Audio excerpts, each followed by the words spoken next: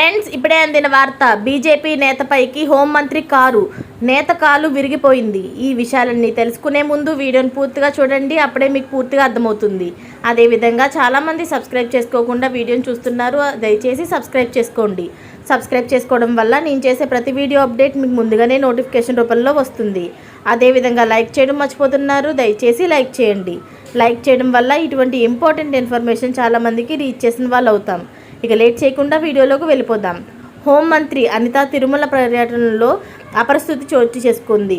శ్రీవారి దర్శించేందుకు ఆమె తిరుపతి వెళ్లారు. అయితే తిరుమల వెళ్తుండగా అలిపిరి గరుడ సర్కిల్ వద్ద హోంమంత్రి కాన్వేలో ప్రమాదం చోటు చేసుకుంది.